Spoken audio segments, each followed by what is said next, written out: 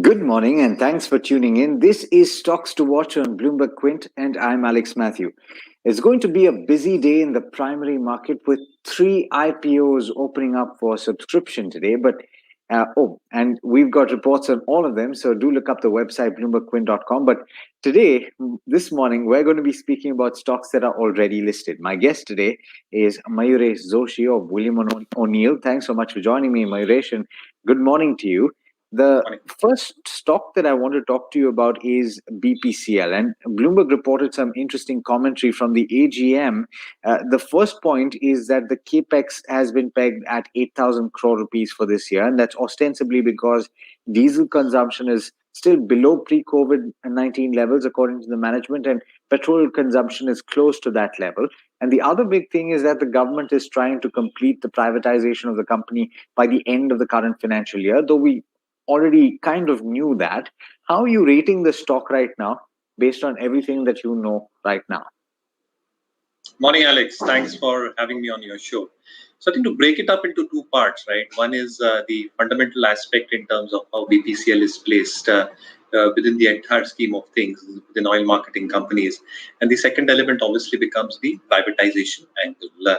When you're talking about the core financials itself, GRMs obviously took a hit in Q1. Because of a lot of issues at hand, and that was present for most OMCs and global companies as well. But things, as you rightly pointed out, I think are improving sequentially. The crack spreads are probably a little bit better compared to Q1. So I think the GRM should sequentially show improvement. The second aspect, obviously, is that the pre-COVID levels of petrol, diesel, and air turbine fuel consumption, that is coming back close to a normalization level. So I think the volume growth that one expects should start coming back over the next few months as things start unlocking even further and activity comes back to normalcy. The third element obviously is in terms of their core businesses. So their core business, the pipeline business, the downstream business, and again, the investments that they've got at a holding company discounts. If you account for all that, I think the EPS rankings and ratings that we've got at our O'Neill methodology, I think should show signs of improvement, but they are a little bit lagging at this point of time. So from a financial profile perspective, I think things still need to improve, and numbers will be testimony to that. When you come to the other angle as well in terms of privatization, I think that becomes another overhang onto the stock in terms of the stake sale that we're talking about in terms of the treasury sales. So I think it's a positive sign that the government is trying to put forth in terms of the privatization efforts. But 2-3 steps need to be still taken post this. What probably happens in terms of the stake sale for the Numaligarh refinery, or the Bharat Oman refinery as well, and how those processes will take place are critical before the entire event goes through. And again, I think the trade union issues, which have cropped up time and again for PSU undertaking stake sales. So I think there are a lot of plays at play at this point of time. Our own methodology and our own EPS rankings, ratings, the RSI ratings that we've got, and our own master score as per O'Neill still shows that the stock might probably be under weakness, and it is under its moving averages at this point of time. So I think let it settle down. I think no need to rush through. I think let's see how things unfold for BPCL over the next few months. Okay, so a lot of moving parts for BPCL. We've got Laurus Labs, which is the second counter that I want to talk to you about today. And what a story it's been in the current year as well. What a rally that it has seen. It's hit an all-time high yesterday, and today, incidentally, is the ex-date for the stock split. The record date, of course, is tomorrow. The stock is going to be split from a face value of 10 rupees to 2 rupees. And while that doesn't have a bearing on the operations, Mayuresh, we know that it's had a bearing on the stock and it will have a bearing on the stock. How do you rate the counter or the company fundamentally, though? And considering we've seen this kind of a rally, can people still enter at this stage? Would you hold on or take money off the table? No, so I think it's one stock which has defied gravity, right, Alex? And the vertical move that this stock has given. Obviously, I think the testimony here was that the numbers which kept on coming through even during the pandemic were stellar. So no two ways about it. Formulations, which was one of the main pillars for this stock, has grown at a very good pace over the last few quarters. So I think they are scaling up in this segment in terms of augmenting their capacity, as well as the CDMO capacity is being built up as well. So if you probably look at both aspects of their business, both in terms of formulations and CDMO, plus the customer additions which are coming through, strong EBITDA margins of 24, 25 odd percent. I think it's lays testimony to the fact in terms of new launches expected to come through, supporting the top line growth.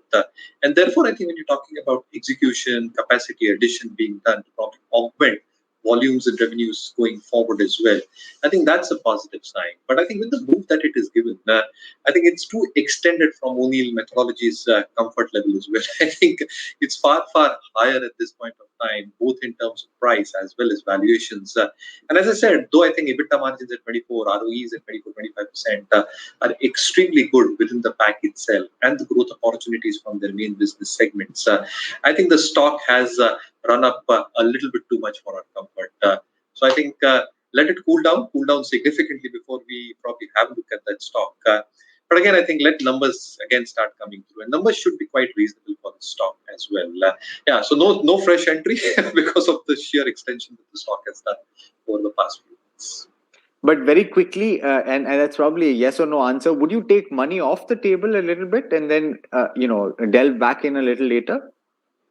So I think our methodology is very clear here, Alex. I think if you have a significant amount of return that the stock has generated, and this stock has been a clear winner, and we love big winners and clear winners as well.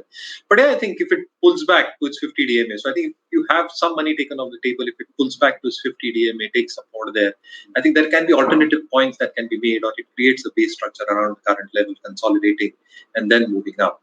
So I think it absolutely makes sense after such a big move to take some money off the table and some element of taking some money home. The last, I shouldn't say counter, but I should say sector that I want to talk to you about is one that I think the broad rally yesterday was a standout, right? You had Balkrishna Industries, you had, I saw CEAT that was, trading very high. I saw Appollo Tyres that was doing quite well. So the tire makers as a whole, as a pack, were in focus yesterday. And I'm trying to understand why that is, because while there are some murmurings perhaps of a revival in OEM demand, I'm wondering, is that also an aspect of expectations of secondary sales or replacement demand coming in for tires because of the kind of, a lot of vehicles have been at standstill. So perhaps once things come back to normal, you could see that demand coming in. Which would be your pick though, from this sector? Yeah, so you're absolutely right, Alex. So what has actually happened and transpired is that the replacement market has held up pretty well for all these tire makers. Vehicles standing on the road, what has probably happened in terms of the pent-up demand coming back, vehicles again flying on the road, whether they're passenger vehicles, commercial vehicles. So the replacement demand is coming back to those pre-COVID levels. OEM still remains a little bit sticky for tire companies as a whole. And therefore, I think what has probably happened in terms of expectations being laid out, that the second half recovery should come through to pre-COVID levels for replacement market, and OEM starting to execute and demand coming back thereof as well. I think all these elements probably stay in favor with an expectation perspective. Now, the input costs have also come down quite significantly. So on quarter-on-quarter basis, if you probably look at natural rubber, synthetic rubber, nylon cords, steel strips, I think all the elements that go into a tire have come off, which gives them the comfort in terms of maintaining their operating margins at a time when volumes and price is not in their favor. The third element, obviously, is the leverage. A few companies have high leverage, but a lot of companies have manageable leverages onto their books. And they have done reasonable amount of capex in terms of capacity expansions over the last few quarters.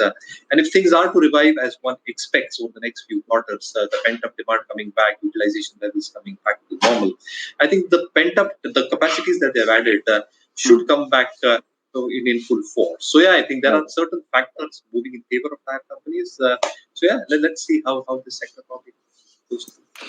Well, on that note, thanks so much for joining me today, Mayuresh, and sharing your thoughts. And to our dear viewers, thank you so much for tuning in. There's a lot more coming up in just a short while, so do stay tuned. This is Bloomberg Quint.